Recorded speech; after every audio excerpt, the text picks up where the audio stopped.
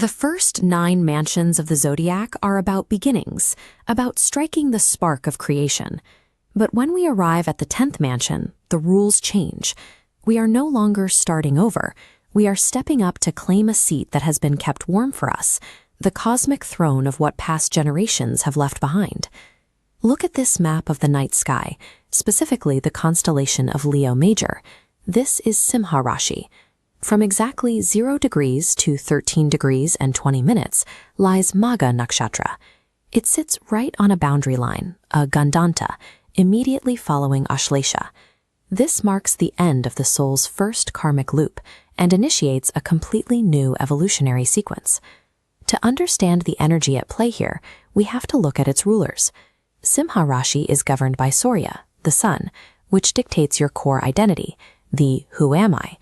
But the planetary ruler of Magha itself is Ketu, the south node of the moon.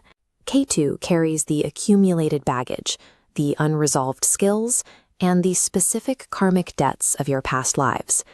Then there is the presiding deity, the Pitris, or the deified ancestors.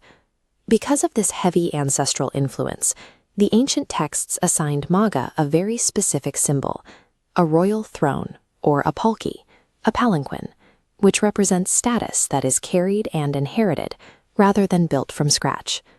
When you combine the sun's identity, Ketu's past life debts, and the heavy grace of the ancestors, you get a highly unusual energetic blueprint. It creates the persona of a past life king. For anyone with a prominent Magha placement, their core sense of self and inherent destiny are bound to the invisible genetic thread of their lineage. Because of this deep ancestral connection, you will often notice something striking about Magha placements. They speak like their grandfather. They walk like their great-grandmother. They carry their ancestors' exact mannerisms.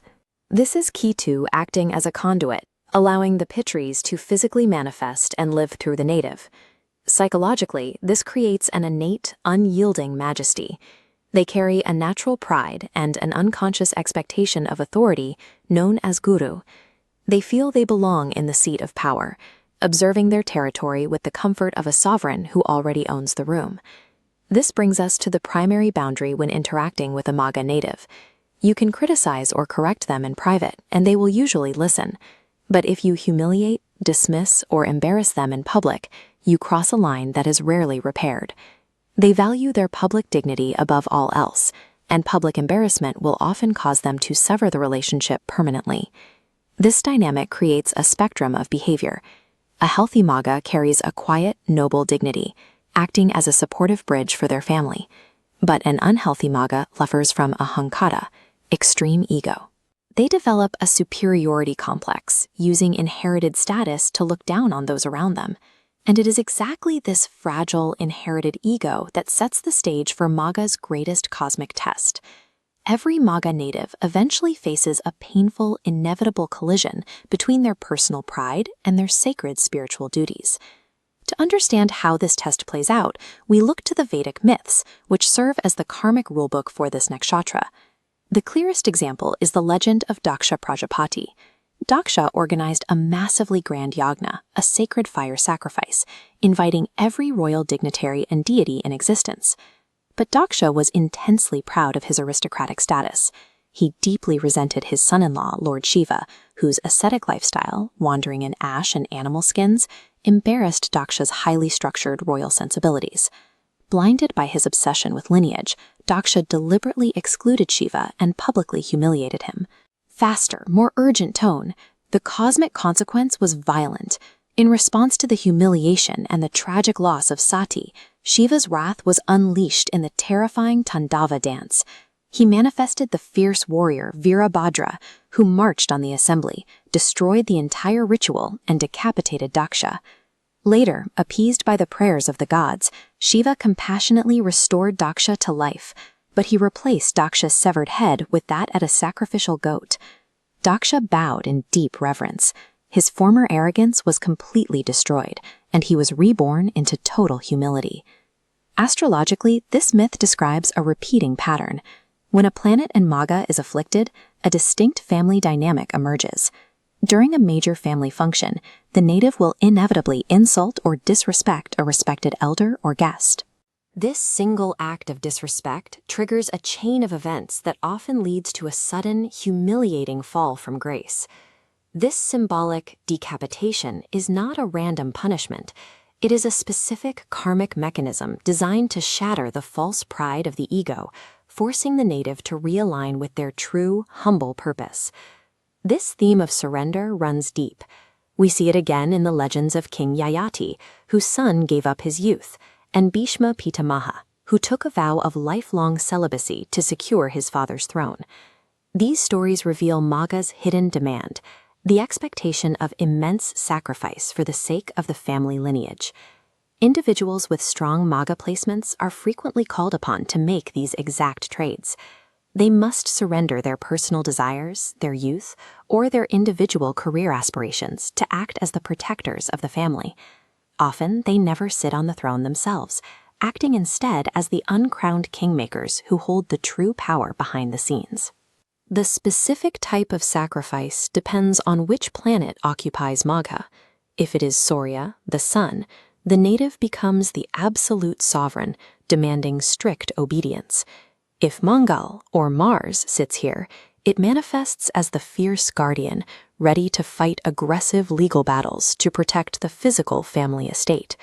But the most challenging placement is Saturn, or Shani. Saturn represents the servant and the laborer, making it highly uncomfortable in the royal seat of Magha. This creates a delayed coronation.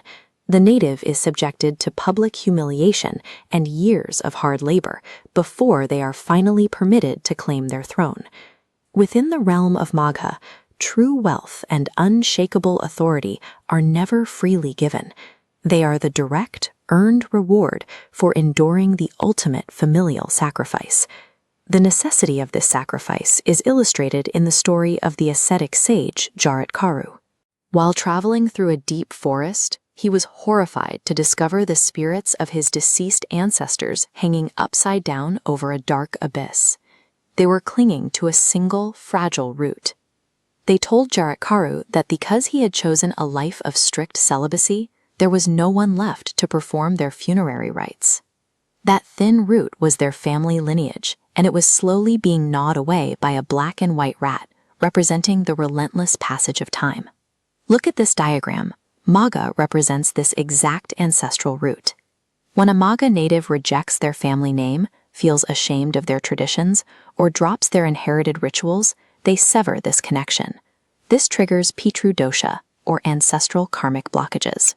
However, when the ego is dropped and the root is honored, Magha opens 3 distinct channels of power. The native receives anuvanshikta, or genetic talent, adhikara, a natural entitled authority, and Pitru Karma, the deep blessings and protective grace of the ancestors. A Magha native without a strong, respectful connection to their ancestral root is like a tree with a hollowed-out base. When the inevitable storms of life and adverse planetary transits strike, they will be the very first to be uprooted. This is where Pitru Karma, ancestral remedies, become the necessary path for the native. These actions allow the protective qualities of any planet in Magha to finally manifest, clearing the friction that prevents the ancestral grace from flowing into the native's life. The most potent of these practices are formal ancestral offerings, like Pindadan and Tarpan, performed at sacred locations. But if physical travel is impossible, simply preparing food and feeding the needy or crows on specific lunar days transfers these exact karmic blessings directly to the native's chart. On a daily basis, the practice is even simpler. It requires waking up and offering a prayer of profound gratitude to the ancestors, acknowledging that your physical existence and spiritual path are only possible because of their past sacrifices. Then there is the monthly requirement. On every new moon, Amavasya, and on the day the moon transits Magha Nakshatra, you must light a sesame or mustard oil lamp.